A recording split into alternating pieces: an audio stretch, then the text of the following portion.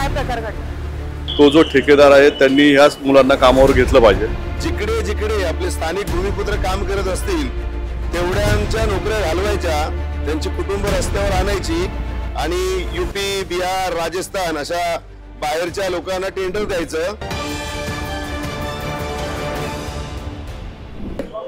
मी basic संस्थेमध्ये काम करतो। गेले 3 वर्ष 8-9 महिने आम्ही कार्यरत आहे। सकाळ संध्याकाळ जीपी म्हणजे जिथं ढीक पडतात तिथं आमचे कर्मचारी तैनात असतात। स्वच्छता अभियान पालिकेला 5 स्टार रँकिंग भेटून दिली फर्स्ट टाइम इतिहासात। दुसरी गोष्ट स्वच्छ भारत अभियानामध्ये आपला रँक आलेला आहे। तिसरी गोष्ट पालिकेच्या सगळ्या मोहिमा कुठल्या असू द्या, सिलाई मशीनच्या असू द्या, लाडकी बहीण योजनेचे फॉर्म असू द्या, सगळे आपण करतो। पथनाट्य घेतो, लोकांना जागरूक करतो। त्याचे 5 प्रकार लोकांना माहित नव्हतं, शिव्या खाल्ल्यात, भांडणे केलेत, लोकांनी आपल्यावर मारायला पैसे आणले होते, त्या सगळ्या गोष्टीत आपण काम केलेत। आता ही वेळ पालिकेला सगळं साधलं। आता ह्यांनी काय केले की 600 कर्मचाऱ्यांपैकी नवीन टेंडरमध्ये फक्त 240 कर्मचारी घेतात किंवा 290 कर्मचारी घेतात, म्हणजे एका झोनमध्ये 35 कर्मचारी पकडत आहेत। मग सर मॅडम बाकीचे 300-400 कर्मचाऱ्यांचं काय? आता कमीत ह्याचं लग्न झालंय, आता ह्याचं भविष्याचं काय? ह्याच्या मागे 2 लेकरं आहेत, बायको आहे, घरदार आहे, त्याचं काय? त्यासाठी आम्ही आलोय। पालिकेला विनंती करतो की बाबा हे निर्णय तुम्ही घेऊ नका, आमचा विचार करा, आमच्या उदरनिर्वाहाचं बघा तुम्ही, एवढंच अपेक्षा आहे मला पालिकेकडून। पालिका शेवटी मायबाप आहे आमची सगळ्यांची, आम्ही पालिकेसाठी एवढे केले, पालिकेने पण आमचा विचार करावा एवढीच विनंती आहे। आता आम्ही सगळे तरुण आहे, आता आम्ही सगळे कमीत कमी 25, 26, 28 अशा वयोगटातले पोरं आहे आम्ही।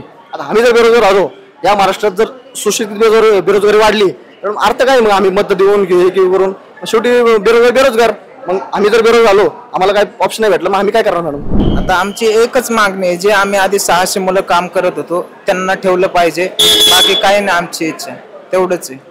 पण जर ही मागणी मान्य नाही झाली तर नेमकं काय इशारा देण्यात येतोय? मग मागणी मान्य नसेल झाली तर मग सगळ्यांना माहितीच आहे मनसेचं काय म्हणजे कसं असतंय, नाही का? डायरेक्ट तुमची जर मागणी मान्य झाली नाही तर पुढचा नेमका इशारा काय असणार आहे?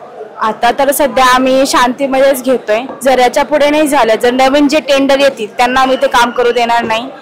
प्लस जे मनसेचे जे आमचे कार्यकर्ते जे आम्हाला सपोर्ट करतात पक्ष, त्यांच्या बाजूने आम्ही ठामपणे उभे आहोत। आम्ही इथे दंगल म्हणजे इथे येऊन आम्ही आंदोलन करू किंवा आम्ही इथेच येऊन आमचं जे आहे मत इथे ठामपणे मांडू।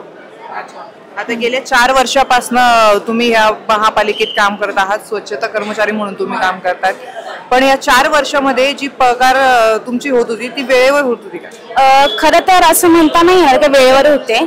एखाद्या वेळेस 2-2 महिने आमचा पेमेंट नाही झाला, आम्हाला सांगायचे 3 महिने टेंडर वाढलंय, तर 3 महिने टेंडर वाढल्यानंतर अजून त्याला प्रोसेस व्हायला टाइम देतात, तर 2-2, 3-3 महिने आमचं पेमेंट सुद्धा अडवलं गेलंय। तुम्हाला हे कधी कळालं की जेव्हा त्यांनी सांगितलं की टेंडर आता लांबवलं जाणार नाहीये आणि दुसऱ्या लोकांना आत घेतलं जाणार? हे 4-5 दिवस झालं चाललंय आमचं सगळं। हा 4-5 दिवस झालं चाललंय की दुसरं टेंडर घेणार आहेत आणि ही लोक काढून दुसरी लोक भरणार आहेत, त्यासाठी आमचं चाललेलं आहे। सरकारने ठरवलंय की जिकडे जिकडे आपले स्थानिक भूमिपुत्र काम करत असतील तेवढ्यांच्या नोकऱ्या घालवायच्या, त्यांची कुटुंब रस्त्यावर आणायची आणि यूपी, बिहार, राजस्थान अशा बाहेरच्या लोकांना टेंडर द्यायचं आणि मग ही आपली 500-1000 लोक आहेत स्थानिक, ही मुलं तरुण, मग हे 4-4, 5-5 वर्ष काम करून हे घरी बसणार आणि मग बाहेरचा दुसऱ्या राज्यातला कॉन्ट्रॅक्टर येऊन टेंडर घेणार आणि ती त्यांचे गाववाले आणून इकडे भरणार। तर म्हणजे सरकार नक्की आपल्या महाराष्ट्रातल्या लोकांच्या बाजूने आहे की महाराष्ट्राच्या बाहेरच्या लोकांच्या बाजूने आहे? तुम्हाला मतदानासाठी त्यावेळेला बरोबर घरोघरी चक्रा मारता किंवा दुसरी भाषा बोलू तर भीक मागता बोलतो मी। का बोलतोय भीक मागता? कारण का ज्या लोकांनी तुम्हाला मतदान केलंय, ज्या लोक स्थानिक आहेत, ज्यांची तुम्हाला बरोबर कॉर्पोरेशनच्या वेळेला, आमदारकीला, खासदारकीला आठवण येते, मग अशा वेळेला का नाही त्यांची आठवण येत तुम्हाला? आता एक तर सगळ्यात महत्वाचा मुद्दा, गव्हर्नमेंटच सांगतं की या महाराष्ट्रात, या देशात कोणी बेरोजगार राहिलं नाही पाहिजे। सगळ्यांना एखाद्या प्रायव्हेट कंपनीने कंप्लायन्स फॉलो नाही केली, ग्रॅज्युटी नाही दिली, PF नाही भरला, बोनस नाही दिला की कायदेशीर कारवाई होते, त्याला कोर्टात उभं करतात। पण हे सरकारमधल्या ज्या महानगरपालिका आहेत, तर मग ह्या मुलांना 3 वर्षाचं कॉन्ट्रॅक्ट मिळतं, 3 वर्षाचं कॉन्ट्रॅक्ट झालं की मग नवीन येतो। आता कामगार कायदा असं बोलतो की 5 वर्ष पूर्ण झाली की त्यानंतर त्यांना ग्रॅज्युटी लागू होते।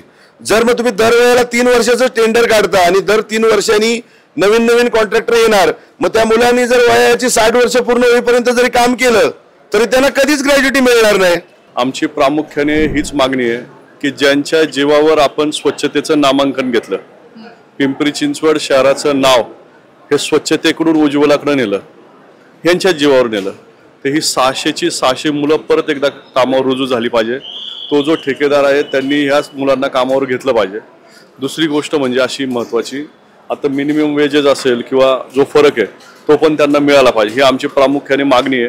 आणि सोमवारी किंवा मंगळवारी आयुक्त साहेबांची भेट घेऊन आम्ही त्याच्यावर चर्चा करणार आहोत.